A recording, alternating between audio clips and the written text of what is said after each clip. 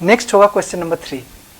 Question number 3 में आपसे पूछा गया, यहां देखो क्या कर रहे हैं कि with the help of a graph paper taking 1 centimetre equals to 1 unit along with X axis and Y axis. आपको एक्स एक्सिस और वाई एक्सिस के अलॉन्ग 1 सेंटीमीटर 1 यूनिट के इक्वल लेना है। और इसके बाद आपको फर्स्ट क्वेश्चन में कहा गया कि प्लॉट पॉइंट्स, पहले पॉइंट को प्लॉट करने से पहले आपको ग्राफ पे बना लेना होगा एक्स एक्सिस और वाई एक्सिस। यहां पे आ जाते हैं, ये रहा आपका सॉल्यूशन 3। हम लोग ले लेते हैं एक्स एक्सिस पे आ जाते हैं, ये रहा आपका एक्स एक्सिस, ये रहा आपका एक्स और ये एक्स डैश, ये रहा आपका वाई एक्सिस। ये कितना आ गया? ओके, अब यहां पे इसको सॉल्व करो। पहले देखो कि आप सारा पॉइंट ले लो, 1 यूनिट कह रहा है कि 1 के इक्वल होगा, इसको हम लोग ले लेते हैं, ये आपका y रहा और ये y डैश रहा। यहां पे मान लेते हैं ये आपका 1 होगा, ये 2 होगा, ये 3, ये 4 और ये 5। और इसको करेंगे ये -1, -2, -3। ओके, अब इसको ऊपर, ये रहा आपका 1, ये रहा 2, ये 3, ये 3 आ गया, इसके बाद ये 4, ये 5 और ये 6। और इसमें ले लो, ये रहा आपका -1, -2, -3 और ये रहा -4। अब यहां पे आ जाओ, क्या क्वेश्चन आपसे पूछ लिया गया, यहां पे पहले कार्य की पॉइंट को प्लॉट करने जिसमें a है 0, 3। a क्या है? 0, 3। इसका मतलब क्या रहा कि आपका x कोऑर्डिनेट है वो 0 और इसको हम लोग क्या मानते हैं? 0 मान लेते हैं। तो x कोऑर्डिनेट आपका 0 है और y कोऑर्डिनेट 3 है। आपको पता है जब x कोऑर्डिनेट 0 हो जाए और y कोऑर्डिनेट अगर कोई नंबर दिया गया है तो उसका रिप्रेजेंटेशन y एक्सिस पे होगा। तो y कितना दिया गया? 3। इट मींस आ जाएगा यहां पे, और ये 1, 2, 3। इट मींस ये जो पॉइंट होगा, ये पॉइंट रहा आपका a, ये रहा 3 और ये रहा इसका पॉइंट मान लो आप a और इसका नाम रहा आपका 0, 3।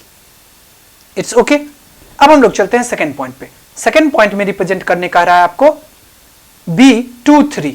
2, 3 कहने का मतलब, 2, 3 कहने का मतलब x कोऑर्डिनेट इसका 2 है, अब 2 की तरफ आ जाओ। y कोऑर्डिनेट 3 है, 3 कहने का मतलब 1, 2, 3, मतलब ये वाला जो पॉइंट होगा ये आ गया पॉइंट b और इसका कोऑर्डिनेट क्या हो गया? इसका आ गया 2 और 3। नेक्स्ट आपका क्या है? तो नेक्स्ट पॉइंट है आपका पॉइंट c। c कितना है? 3, 0। 3, 0 कहने का मतलब यहां पे x कोऑर्डिनेट तो इसका 3 है बट y कोऑर्डिनेट 0 है। इट मींस ये आ जाएगा 3 और 0। इट मींस यहां पे आ गया c और इसको लिख लो 3 और 0। ओके, नेक्स्ट चलते हैं। नेक्स्ट है आपका पॉइंट d और d क्या है? 2, -3। इसका मतलब x कोऑर्डिनेट 2 है, अब 2 की तरफ चलो, ये आ गया x कोऑर्डिनेट 2। इट मींस 1 और 2 यहां पे आ गए। y कोऑर्डिनेट कितना है? x कोऑर्डिनेट 2 था और y कोऑर्डिनेट कितना था? -3 था। तो 2 और -3 कहां पे आएगा? तो 2 यहां तक आ गए। -3 कहने का मतलब आपका y कोऑर्डिनेट -3 है, इसका मतलब y की तरफ चलना है। तो 1, 2, 3 यहां पे आ गए। ये जो पॉइंट आ गया ये आपका आ गया d और ये रहा 2, -3। d पॉइंट को रिप्रेजेंट कर दिए। नेक्स्ट आपसे पूछा गया d के बाद e। e कितना दिया गया? तो e आपको दिया गया है 0, 3। 0, 3 कहने का मतलब यहां पे x कोऑर्डिनेट आ गया 0 और y कोऑर्डिनेट आ गया आपको -3।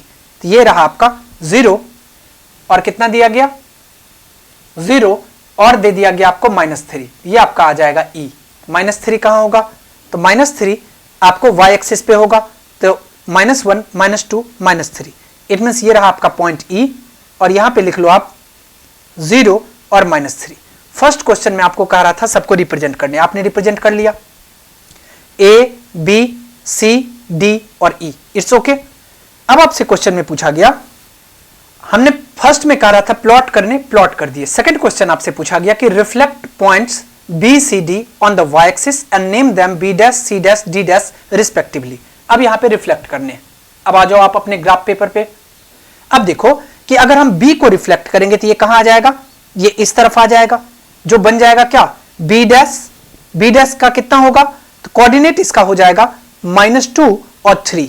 ये रहा आपका -2, इसका मतलब x आ गया -2 और y आ गया 3। ये रहा आपका b डैश और ये कितना है? ये आ गया -2 और 3। अब इसका रिफ्लेक्शन कहां होगा? 3 का रिफ्लेक्शन, तो 3 का रिफ्लेक्शन होगा -3 और 0। इट मींस यहां पे -3 और 0। इसको आप लिख लो, ये रहा आपका सी डैश और ये रहा -3 और 0। It's okay. अब इसका रिफ्लेक्शन कहां होगा? अब कह रहे हैं कि डी का रिफ्लेक्शन, डी का रिफ्लेक्शन बनेगा D dash. It means 2 plus में है, यहां पे 2 माइनस में आ जाएगा एक्स कोऑर्डिनेट, तो -2 कहां पे आ गया? यहां पे आ गया। और ये कितना दिया गया? और ये आपको दिया गया है -3। -3 कहने का मतलब यहां तक, यहां पे आ जाते हैं। इसको मान लो आप डी डैश, और डी डैश कितना आ गया? तो -2 और -3। ओके, हमने इसको सॉल्व कर दिया। अब आपसे क्वेश्चन नंबर 3 में क्या पूछा गया? क्वेश्चन नंबर 3 में आपसे पूछ लिया गया कि write the coordinate of B dash, C dash and D dash. हम ऑलरेडी ही बी डैश, डी डैश और सी डैश का कोऑर्डिनेट लिख चुके हैं। अब आगे क्या कहा गया? कह रहा है नेक्स्ट कि write the equation of line B dash D dash. अब बी डैश डी डैश के लिए आपको इक्वेशन ऑफ लाइन पूछा गया। अब आप यहां पे पहले तो सी का आप लिख लो। सी में अगर हम इसको सॉल्व करते हैं, ये कोऑर्डिनेट लिखने कहा जा रहा था, तो लिख लो पहले coordinate of B dash. B dash का कोऑर्डिनेट कितना आया था? ये आ गया था -2 3। B dash -2 3। इसके बाद सी डैश फाइंड किए थे जो -3 और 0 था, और इसके बाद डी डैश फाइंड किए थे। डी डैश कितना था? तो डी डैश आपका था -2 और -3। अब हम लोग चलते हैं डी पे। डी में क्या आपसे पूछा गया? तो डी में आपसे पूछ लिया गया write the equation of the line B dash D dash. यहां पे आपको B dash D dash line का इक्वेशन पूछा गया। इक्वेशन कैसे फाइंड करेंगे? आपको इसका फॉर्मूला पता है, यहां पे लिख लो the equation of the line B dash D dash. आ जाओ अपने फिगर पे, क्या होगा इसका? यह आ जाएगा y-3 इक्वल्स टू, यहां पे लिख लो y-3 इक्वल्स टू कितना हो जाएगा? तो -3 बाय -2 प्लस 2। यहां पे लिख लो -3 बाय -2 प्लस 2, और ये कितना आ जाएगा? x माइनस, और ये कितना आ जाएगा? -2। अब इसको आप सॉल्व कर लो। इसको अगर हम सॉल्व करेंगे तो ये कितना आ जाएगा? ये आ जाएगा y-3 इक्वल्स टू -3 और -3 को ऐड करेंगे -6 बाय -2 और +2, ये आ जाएगा 0, और ये कितना आ गया? x + 2। अब ये पूरा टर्म 0 हो गया। इट मीन्स हम कह सकते हैं कि ये आ जाएगा y-3 इक्वल्स टू, इसको हम लोग क्या लिख सकते हैं? y-3 है और ये इस तरफ x + 2 है, इसको ऐसे लिखा जा सकता है कि -6 इंटू x + 2, और ये इक्वल किसके आ जाएगा? 0 के। इट मीन्स इसको हम लिख सकते हैं x इक्वल्स टू कितना आ गया? आ गया -2। x इक्वल्स टू -2 आ गया, तो हम लिख सकते हैं कि x + 2 equals to 0 is the required equation of line BD। Is the required equation of line B dash D dash. Okay, next हम लोग चलते हैं क्वेश्चन नंबर ई पे। ई में क्या पूछा गया? ई में आपसे पूछा गया कि name the figure BCD D dash C dash B dash B। इस फिगर का नाम पूछा गया। पहले तो आप सबको मैच कर दो, इसके बाद पता चलेगा आपको। सबको अगर हम मैच करते हैं, यहां पे सबको आप मैच कर लो, इससे इसको मैच करो, ये फिगर फॉर्म्ड होगा। इससे इसको मैच करो, इससे इसको मैच, इससे इसको, और इसके बाद इससे इसको, यहां भी ऊपर भी मैच कर लो। ओके, अब बताओ कि ये किस तरह का फिगर आपको दिख रहा है? 1 2 3 4 5 6 टोटल 6 साइड, और वो भी इक्वल साइड। इसका मतलब ये हेक्सागोन हो गया। आप लिख लो 5 नंबर में द ऑब्टेन्ड फिगर इज क्या आया? हेक्सागोन। It's okay. नेक्स्ट हम लोग चलते हैं क्वेश्चन नंबर 5 पे। क्वेश्चन नंबर 5 में आपसे पूछा गया कि in triangle ABC and triangle EDC, AB is parallel to ED and BD equals to 1/3 BC। कार्य कि AB equals to 12.3 centimetre. Proof करना है कि ट्रायंगल ABC सिमिलर होगा ट्रायंगल EDC के, और फाइंड DE। पहले आपको क्या करना है? फिगर लिख लेना है, क्योंकि विदाउट फिगर आपको 0 नंबर मिलेगा। जब भी कभी आप मेंसुरेशन ज्योमेट्री सॉल्व कर रहे हो, पहले फिगर ड्रॉ करना सीखो। हम लोग पहले फिगर ड्रॉ करते हैं। यह आ जाएगा 5 का 1। इसका फिगर अगर हम ड्रॉ करें, पहले तो एक ट्रायंगल है, ये रहा आपका ट्रायंगल, इससे इसको मैच कर दो, और इससे इसको मैच कर दो। ओके, इसका नेमिंग कर दो। क्या सब दिया गया यहां पे? ए बी सी, ये रहा ए बी सी, और इसके बाद क्या है? ये आपका दिया गया डी ई, डी और ई। यहां पे आपको क्या है कि डी ई जो है वो ए बी के पैरेलल दे दिया गया। इट्स ओके, इतना आपका है। अब यहां पे क्या करो, इसको हम लोग सॉल्व करते हैं। पहले देख लेते हैं कि गिवन क्या सब है। ए बी ई डी के पैरेलल है और बी डी 1/3 है बी सी के, और ए बी जो है वो 12.3 सेंटीमीटर दिया गया। इसका जो ओरिजिनल फॉर्मेट में है पहले उसको लिख लो। पहले हम लोग क्या करते हैं, सॉल्व करते वक्त हम लोग गिवन लिखते हैं। यहां पे गिवन लिख लो। गिवन आपको क्या दिया गया? आपको गिवन में दे दिया गया है a b is parallel to e d. यहां पे लिख लो a b parallel e d. Okay, और इसके बाद a b parallel e d, और आपको दिया गया b d equals to 1/3 b c. ये रहा आपका b d equals to 1/3 b c, और आपको गिवन में कुछ और है। ए बी इक्वल्स टू आपको 12.3 दिया गया। A B equals to 12.3 centimetre आपको दे दिया गया। अब आ जाओ आप फिगर पे। यहां पे समझो, पहले यहां पे देखो, आपको प्रूफ क्या करना है? टू प्रूव, आपको प्रूव करना है कि ए बी सी जो है ये सिमिलर हो जाएगा किसके? तो ट्रायंगल ईडीसी के। It means triangle ABC triangle EDC के सिमिलर होना चाहिए। यहां पे समझो, पहले आपको देखो ए बी जो है वो ईडी के पैरेलल है। अगर आपको ए बी ईडी के पैरेलल है तो कहने का मतलब ये हो गया कि ए बी सी एंगल मतलब ये वाला एंगल, और ईडीसी एंगल मतलब ये वाला एंगल, ये दोनों एंगल इक्वल होगा। क्योंकि ये कॉरस्पॉन्डिंग एंगल इक्वल होगा, हम लिख सकते हैं देयरफॉर एंगल एबीसी ये इक्वल हो जाएगा एंगल ईडीसी के। क्यों होगा? क्योंकि आपको पता है कि दो पैरेलल लाइन को जब कोई ट्रांसवर्सल कट करता है तो कॉरस्पॉन्डिंग एंगल इक्वल होते हैं। यहां पे लिख लो कॉरस्पॉन्डिंग एंगल, कॉरस्पॉन्डिंग एंगल।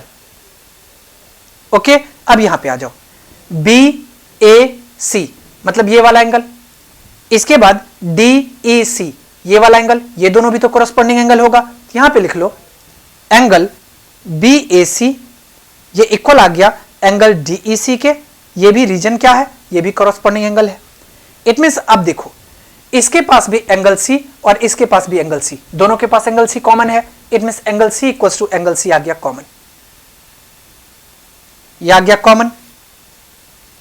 इसका मतलब आप कह सकते हो कि ये दो जो गिवन ट्रायंगल है ये क्या हो गया?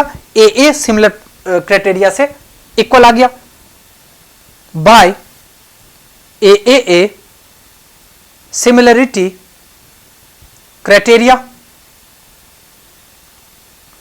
हम लोग कह सकते हैं सो ट्रायंगल एबीसी जो है ये सिमिलर हो गया किसके? ट्रायंगल ईडीसी के। यहां तक आपका कॉन्सेप्ट क्लियर है? सेकंड में क्या पूछा जा रहा था? सेकंड में पूछा जा रहा था फाइंड डीई। अब आपको क्या करना है? डी फाइंड करना है। अब आपको पता है कि जब दो ट्रायंगल सिमिलर होते हैं तो उसके कॉरस्पॉन्डिंग साइड प्रोपोर्शनल होते हैं, ये तो आपको पता है। यहां पे लिख लो बी हम लोग सॉल्व कर रहे हैं। सिंस ट्रायंगल एबीसी ये सिमिलर किसके है? ट्रायंगल ईडीसी के। So there corresponding sides are proportional। ये तो पहले से पता होगा। पूछोगे सर कैसे? हम लोग थेल्स थ्योरम जानते हैं, थेल्स थ्योरम। ओके, इसका मतलब आप ऐसा कह सकते हो कि बी सी और बाई सी डी ये इक्वल किसके आ जाएगा? ए बी और बाई ई डी के, ए बी और बाई ई डी के। इट मीन्स हम ऐसा कह सकते हैं बी सी और बाई। अब देखो फिगर गिवन पे आ जाओ, सी डी के किसके इक्वल दिया गया था? आपको सी डी यहां पे तो नहीं पता है। सी डी जो हो जाएगा, सी डी ये क्या आ जाएगा? 2/3 बी सी आ जाएगा। 1 - 1/3 इट मीन्स कितना आ जाएगा? 2/3। ये आ जाएगा 2/3 बी सी। इसको लिख लो आप 2/3 बी सी, और इक्वल्स टू ए बी कितना था? 12.3 था, और ई डी नहीं पता, इसको ऐसे ही रहने दो। हम इसको लिख सकते हैं 3/2, BC से BC कैंसिल, और ये इक्वल आ जाएगा 12.3 by E D. It means E D equals to कितना आ जाएगा?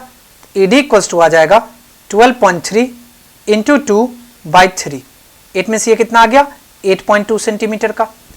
और आपसे क्वेश्चन में क्या पूछा जा रहा था, ईडी फाइंड करने पूछा जा रहा था, आपने ईडी या डी फाइंड कर लिया। नेक्स्ट हम लोग चलते हैं क्वेश्चन नंबर 2 पे। क्वेश्चन नंबर 2 में आपसे पूछा गया कि find the ratio in which the line joining -2 5 and -5 -6 is divided by the line y equals to -3 और also find the point of intersection। अब यहां पे समझो इस क्वेश्चन को। पहले आपको यह पता है कि कोई लाइन दे दिया गया जिसका आपको x और y को दो लाइन है, हम लोग मान लेते हैं कि find the ratio of the line joining -2 और -5 और -5 और -6, -2 और 5 और -5 और 6। अब हम लोग चलते हैं क्वेश्चन नंबर 2 को सॉल्व करते हैं। यहां पे आ जाते हैं, ये रहा आपका 2। सबसे पहले देख लो, आप पहले रेशियो को मान लो, k:1 मान लेते हैं और हम लोग मान लेते हैं कि पॉइंट ऑफ इंटरसेक्शन P जो होगा वो XY पे होगा। यहां पे मान लो let the ratio be k:1 and the point of intersection इसको क्या मान लेते हैं, b pxy मान लेते हैं, क्योंकि ये भी तो नहीं पता हम लोगों को, इसलिए इसको xy इसका कोऑर्डिनेट मान लिया। अब हम लोग सेक्शन फॉर्मूला लगाते हैं।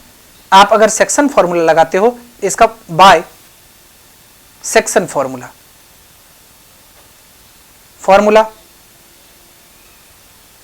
अगर हम लोग लगाते हैं तो क्या आ जाएगा, ये हो जाएगा, यहां पे आ जाओ, P इक्वल्स टू कितना आ जाएगा, तो P इक्वल्स टू हो जाएगा -5 के -2 बाई k+1 और इक्वल्स टू -6 के +5 बाई k+1। आपको सेक्शन फॉर्मूला तो लर्न होगा, अब उसी का यहां यूज किया, तो हम लिख सकते हैं -5 के -2 बाई k+1 और ये कितना आ गया, -6 के +5 बाय k+1।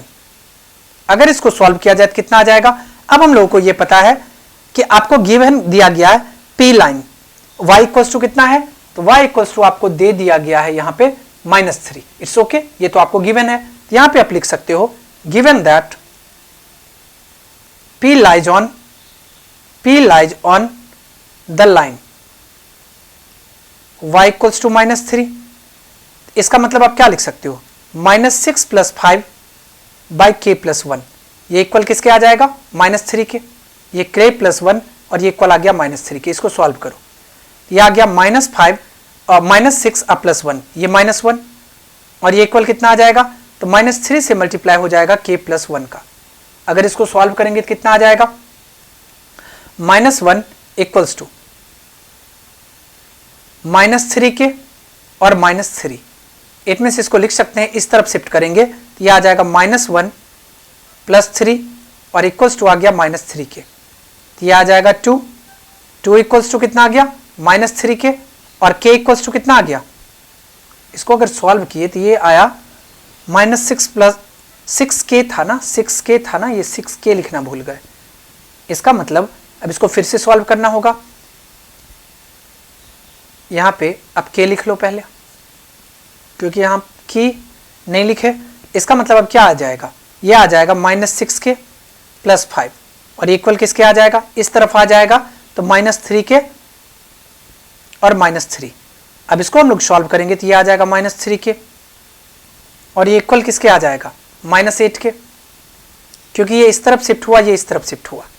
तो k इक्वल्स टू कितना आ जाएगा, -8 बाई -3, माइनस माइनस कैंसिल, तो k इक्वल्स टू कितना आ गया, k इक्वल्स टू आ गया आपको 8/3। इसका मतलब रेशियो कितना आ गया, तो हम लोग लिख सकते हैं देयरफॉर द रेशियो इज 8:3। 8:, क्या आ गया, 3 आ गया। और आपको पॉइंट ऑफ इंटरसेक्शन कितना आ गया, तो यहां पे लिख लो point of intersection and point of intersection कितना आ गया, P इक्वल्स टू, आपको पता है कि -5k -2 बाई k+1 कितना आ जाएगा। अगर इसको पुट करेंगे तो यह आ जाएगा 8 5 जब 40/3 -2, इसमें से ये कितना आ जाएगा, यहाँ -46/11 आ जाएगा और ये रहा आपका -3। यही फाइनल आपका आंसर हो गया। नेक्स्ट हम लोग चलते हैं क्वेश्चन नंबर 2 पे। क्वेश्चन नंबर 3, 2 तो हम लोगों ने सॉल्व कर लिया, अब होगा क्वेश्चन नंबर 3। क्वेश्चन नंबर 3 में आपसे पूछा गया कि the given solid figure is a cylindrical cylinder surmounted by a cone. मतलब कार्य की एक गिवन फिगर जो है एक सिलेंडर का है और इसके ऊपर क्या है, कोन है। The diameter of the base of the cylinder is 6 centimetre. अब डायमीटर इसका 6 सेंटीमीटर दिया गया, इट मींस इसका रेडियस कितना होगा, 3 सेंटीमीटर। कार्य की the height of the cone is 4 centimetre. और कोन का हाइट आपको दे दिया गया 4 सेंटीमीटर। कार्य के अंदर total height of the solid is 25। अब जरा सा हमको बताओ कि टोटल हाइट आपको सॉलिड का दे दिया गया 25 और ऊपर का हाइट आपको दे दिया गया कितना, 4। इसका मतलब 25 में से 4 अगर माइनस करेंगे तो ये जो 21 सेंटीमीटर होगा ये किसका हाइट हो जाएगा, सिलेंडर का हाइट हो जाएगा। ये कॉन्सेप्ट तो आपको क्लियर है। अब आपको देखो इसका रेडियस भी आपको पता है, इसका रेडियस कितना दिया गया, हाइट आपको कोन का दिया गया 4 और इसका सिलेंडर का रेडियस आपको दिया गया 3 सेंटीमीटर। क्योंकि डायमीटर 6 है तो रेडियस आ जाएगा 3 सेंटीमीटर। क्वेश्चन में क्या पूछा गया था, क्वेश्चन में आपसे पूछा गया, यहां आपसे क्वेश्चन पूछा जा रहा है। फर्स्ट क्वेश्चन में पूछा जा रहा है कि volume of the solid, volume find करना है। सेकंड क्वेश्चन में आपसे curve surface area of solid और कार्य की give your answer to the nearest whole number. आपको होल नंबर तक नियरेस्ट इसका आंसर देना है। पहले तो आप कोन का हाइट और डायमीटर जो जो आपको गिवन है वो लिख लो। ये रहा आपका क्वेश्चन नंबर 3। यहां पे आपको हाइट ऑफ कोन दिया गया, हम इसको h2 मान लेते हैं। ये आपको 4 सेंटीमीटर है, ये हम अभी कोन का लिख रहे हैं। और डायमीटर आपको दिया गया 6 सेंटीमीटर, इट मींस रेडियस कितना आ जाएगा, द रेडियस ऑफ सिलेंडर, इसको हम r मान लेते हैं, ये आ जाएगा 3 सेंटीमीटर। और अब हाइट ऑफ सिलेंडर को हम h1 मान लेते हैं, ये आपका आ जाएगा कितना, तो 25 माइनस 4, इट मींस कितना आ गया, 21 सेंटीमीटर। यहां तक आपका कॉन्सेप्ट है। h2 जो भी 2 दिख रहा है उससे हम कोन को मान रहे हैं, जो भी आपको 1 दिख रहा है उससे हम लोग सिलेंडर को मान रहे हैं। अब आपको पता है कि एक सिलेंडर के ऊपर ही एक कोन है, इसका मतलब दोनों का रेडियस इक्वल हो जाएगा। तो हम लिख सकते हैं कि रेडियस ऑफ कोन ये इक्वल किसके आ जाएगा, तो रेडियस ऑफ सिलेंडर के, रेडियस ऑफ सिलेंडर। यहां तक आपका कॉन्सेप्ट क्लियर है। It means r equals to कितना आ जाएगा, डायमीटर 6 था, 6/2 इट मींस आ गया 3 सेंटीमीटर। अब आपको क्या करना है, पहले इसका स्लेंट हाइट फाइंड कर लेना है। यहां पे हम लोग इसका स्लेंट हाइट फाइंड करेंगे। तो रेडियस आपको पता है, हाइट आपको पता है, स्लेंट हाइट का फॉर्मूला क्या होता है, रूट अंडर h2 स्क्वायर, इसके हाइट को h2 माने हैं, h2 स्क्वायर प्लस r का square, h square plus r square होता है। इट मींस हम इसको लिख सकते हैं स्लेंट हाइट ऑफ कोन, इसका फॉर्मूला क्या होता है, रूट अंडर h स्क्वायर, इसके हाइट को तो आपने h2 मान रखा है, आप h2 का स्क्वायर कर लो और ये r का स्क्वायर। h की हाइट ऑफ कोन कितना था, 4 था, आप 4 का स्क्वायर कर लो। रेडियस कितना था, 3 था, 3 का स्क्वायर कर लो। 4 का स्क्वायर करोगे 16, 3 का स्क्वायर करोगे 9, ये आ जाएगा रूट अंडर 25, इट मींस ये आ गया 5 सेंटीमीटर। फर्स्ट क्वेश्चन में आपसे क्या पूछा गया, वॉल्यूम ऑफ सॉलिड। फिगर पे आ जाओ। जब आपको वॉल्यूम ऑफ सॉलिड पूछा, इसका मतलब अगर आप सिलेंडर का वॉल्यूम और कोन का वॉल्यूम फाइंड करके अगर दोनों को ऐड कर दोगे तो वॉल्यूम ऑफ सॉलिड आ जाएगा। बस आपको फॉर्मूला लर्न होना चाहिए। यहां पे आ जाओ। अब हम लोग फर्स्ट क्वेश्चन को सॉल्व करते हैं। फर्स्ट क्वेश्चन में आपसे पूछा गया ए में volume of solid, volume of solid. हमने अभी कॉन्सेप्ट क्या बताया कि वॉल्यूम ऑफ सिलेंडर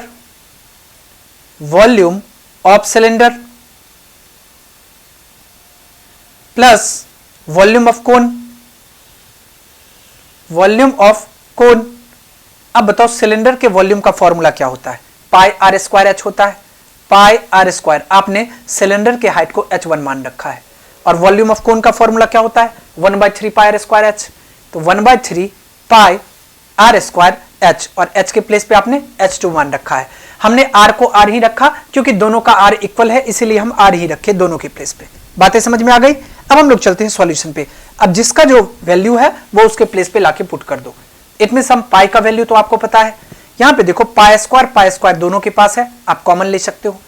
इसके पास बच जाएगा h1 और इसके पास बच जाएगा 1/3 h2। ओके, पाई का वैल्यू कितना होता है, 22/7। r कितना था, 3 था, इसको 3 × 3 लिख लो। h1 कहने का मतलब सिलेंडर का हाइट, हमने 21 फाइंड किया था। और 1/3 h2, तो हाइट 4 था तो ये आ जाएगा 4/3। यहां तक आपका कॉन्सेप्ट क्लियर है। अब इसको सॉल्व कर लो। इसको अगर आप सॉल्व करोगे तो ये कितना आ जाएगा, ये आ जाएगा 9 3 3 जा 9, 9 2 जा 18 का 8 कैरी 1, 9 2 जा 18 1 19 बाई 7 और इनटू ये कितना आ जाएगा 63/4, ये आ जाएगा 67/3। इसको अगर 3 से डिवाइड करेंगे तो ये कितना आ जाएगा 3 6 जा 18 और 3 6 जा 18। अब अगर इसको मल्टीप्लाई कर लो आप 66 को 67 के साथ और डिवाइड कर दो 7 से। पहले तो मल्टीप्लाई करना होगा 67 का 66 के साथ, ये भी कितना आ जाएगा 402 आ जाएगा, 2 2 4 4 और डिवाइड कर लो कितना के साथ 7 के साथ, 3 जा 21, 1 आ जाएगा, 2 आ जाएगा, 1 जा 7, 5 आ जाएगा, पॉइंट आएगा 0, 7 जा 49, 1 आएगा, 0 आ जाएगा, 1 जा। इनमें से इसको कितना लिखा जा सकता है, इसको हम लोग लिख सकते हैं 631.71 सेंटीमीटर क्यूब, या इसी को आप लिख सकते हो 632 अप्रॉक्स 632 सेंटीमीटर क्यूब। आपका आंसर आ गया। नेक्स्ट आपसे क्वेश्चन नंबर 2 पूछा गया, और इसके क्वेश्चन नंबर बी में आपसे क्या पूछा गया था, कर्व सरफेस एरिया पूछा गया था। फिगर में एक बार देख लेते हैं। हाँ, curve surface area of solid पूछा गया था। कैसे फाइंड करोगे, अगर आप कर्व सरफेस एरिया फाइंड कर लेते हो कोन का और कर्व सरफेस एरिया फाइंड कर लेते हो सिलेंडर का, और दोनों को अगर सम कर लेते हो आपको कर्व सरफेस एरिया आ जाएगा टोटल फिगर का। यहां पे आप लिख लो बी में, बी आ गया आपको curve surface area of solid, curved surface area of solid. इसका फॉर्मूला क्या होता है, curve surface area of cylinder, यही आपका बेसिक कॉन्सेप्ट है, अब plus curve surface area of cone. अब फॉर्मूला बताओ, कर्व सरफेस एरिया सिलेंडर का क्या होता है 2 पाई आर एच होता है, 2 पाई आर, और इसके हाइट को आपने h1 माना है, और कर्व सरफेस एरिया कोन का पाई आर एल होता है, पाई आर एल। इनमें से इसको हम लोग लिख सकते हैं पाई आर, यहां से आप कॉमन ले लो, ये आ जाएगा 2h1 अब प्लस एल। इसको अगर सॉल्व कर दे हैं पाई का वैल्यू 22/7, आर कितना है रेडियस 3 है, और 2h, h तो 21 था सिलेंडर का हाइट, इट मींस 2 × 21 और प्लस एल हम लोगों ने फाइंड किया था कितना, एल आ गया था 5, यहां पे आप 5 पुट कर लो। इसको अगर सॉल्व करोगे तो ये कितना आ जाएगा, ये आ जाएगा 22/7 इंटू 3। इसको क्या लिख सकते हैं 21 2 जा 42, 42 में 5 ऐड करेंगे 47, इट मींस ये आ गया आपको 47। सबको मल्टीप्लाई कर लो, डिवाइड तो नहीं कर सकते किसी का, तो पहले 3 से 22 को मल्टीप्लाई करोगे 66 आएगा, 47 से डिवाइड करो 66 को, सॉरी मल्टीप्लाई करो, कितना आ जाएगा, इसमें से आ जाएगा 462 462 2 8, ये 5082, डिवाइड कर लो 7 के साथ, 7 7 जा 49, 1 आ गया, 8 आ गया, 2 जा 14, 4 आ गया, 2 आ गया, 6 जा 42, ये कितना आ गया, हमने पहले 22 को 3 से मल्टीप्लाई किया, ये 66 आ गया, और 66 को क्या करना था 47 से मल्टीप्लाई, नहीं यहां गलती है मल्टीप्लाई में, 7 6 जा 42 कैरी 4, 7 6 जा 42, यहां मल्टीप्लाई चेक करेंगे 6 4 जा 24 और 2 कितना आ जाएगा 28 ना, इट मींस ये 2 8 और 2 आ जाएगा। अब इसको आप ऐड कर लो, ये कितना आ जाएगा, इसको अगर सम करते हैं तो ये कितना आ जाएगा, तो ये आ जाएगा आपको 2 8 to 10 का 0 2, 8 to 10 का 0 कैरी 1, 8 to 10 1 11 का 1 कैरी 1 2 1 3, 7 से डिवाइड करो, 7 4 जा 28, 3 आ जाएगा 0 आ जाएगा, 4 जा 28, ये कितना आ जाएगा 2 आएगा 2 आएगा, 3 जा 21, 1 आएगा, पॉइंट आएगा 0 आएगा, पॉइंट 1 जा 7, 3 आ जाएगा, इट मींस कितना आ गया, ये आपको आ गया 443.14। एरिया किस में आता है स्क्वायर यूनिट में, सेंटीमीटर स्क्वायर लिख लो, इट मींस हम कह सकते हैं कि अप्रॉक्स में जो है ये कितना आ गया 443 सेंटीमीटर स्क्वायर, यही फाइनल आपका आंसर हो गया।